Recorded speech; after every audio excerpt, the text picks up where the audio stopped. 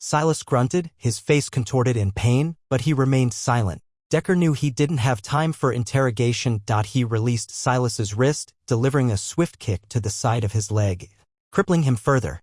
Silas yelped and went down. As Decker moved to secure him, Silas fumbled inside his coat. Too late, Silas wheezed, a manic grin spreading across his face. He held up a small, metallic device. A crude timer ticking down from 5 minutes. A small red light pulsed ominously. What the hell is that?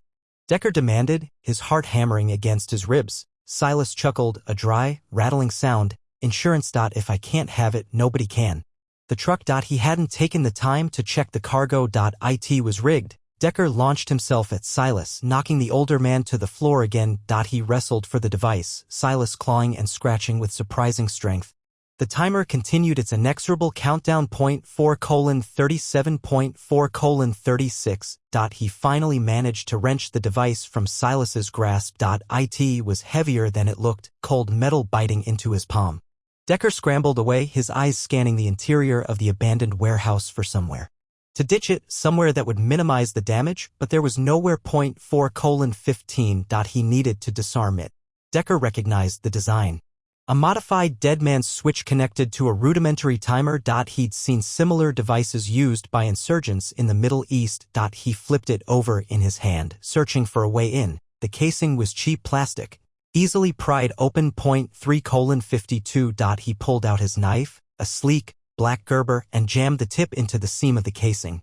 With a grunt of effort, he popped it open, revealing a tangle of wires and a small circuit board. He knew enough about explosives to be dangerous, but this was a mess. 3:28. Red, blue, yellow, green. Which one to cut? There was no logic to the wiring. No clear indication of which wire controlled the detonator. It was a game of Russian roulette with innocent lives as the stakes. He glanced at Silas, who was watching him with a triumphant smirk. You'll never figure it out in time, Silas rasped, blood trickling from the corner of his mouth. Those children will die.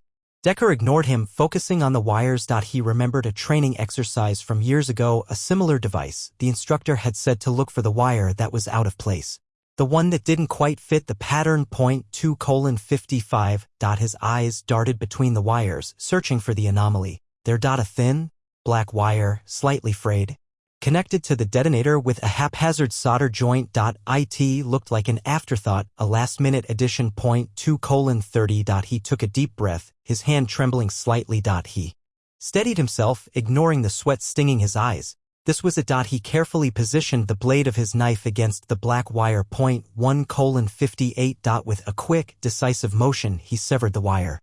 The timer stopped. 1:58 remaining. Decker let out a shaky breath, relief washing over him in a wave. He'd done it. He turned back to Silas, who was staring at the device in disbelief. The smirk had vanished, replaced by a look of utter devastation.